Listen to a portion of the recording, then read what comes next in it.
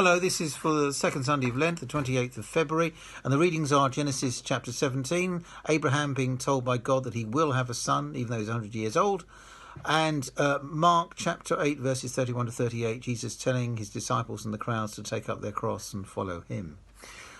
I have no desire to shock, well, maybe I do a little, but the key word to begin with is Satan. Jesus' savage response to Peter, which links back to the gospel reading last week where Jesus was in the wilderness tempted by Satan. And in a sense, Jesus' wilderness experience continues here.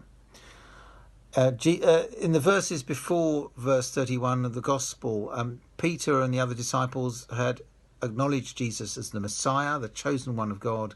But now Jesus spells out in no uncertain terms what this really means. That for him it means suffering, rejection and death, and that is what being a Messiah actually means. There are hints of this and signs of it in the Old Testament scriptures, for those who care to look. But the popular dream of the Messiah as a divinely given and of course divinely protected resistance fighter who'd lead a violent but eventually successful and victorious struggle against Roman occupation was one that many of Jesus' followers held really firmly to. But Jesus said in John's Gospel that the truth will set you free, and sometimes the truth does hurt.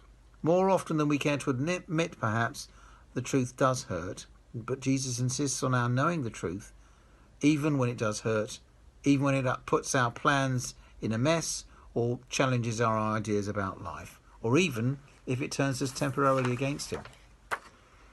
Jesus' seemingly over-the-top response to Peter, he's hardly Satan really, you feel, shows how those temptations never quite left him. He didn't fully overcome them in the wilderness, they were there. And the temptation to sidestep what he must go through in going to the cross and to lap up the easy adulation of the crowd through his healing miracles and his popular teachings must have been there all the time. But he needed to let them know as honestly as he could what was in store for him and possibly for them, because they would have understood more than we do now that to say take up your cross means be prepared to die for what you believe in. And we'll always be tempted, if we're honest, to take the easier route and avoid conflict where we can.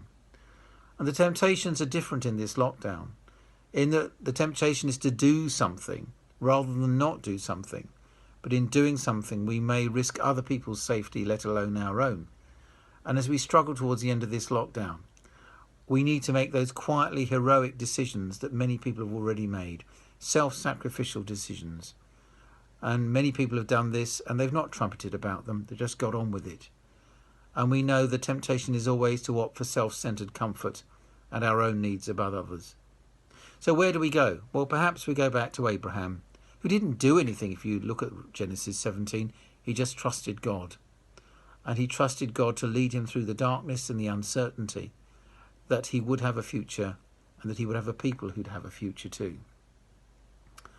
Perhaps that's what we need to do now, is simply to trust as we move forward in these uncertain times, struggle towards the end of this lockdown, but keep others' safety in mind, and to know that part of our cross is the way we respond to this terrible pandemic and the lockdown, the way we show resilience and patience even in the dark and difficult times. For Christ is there with us, holding that cross for us. Amen.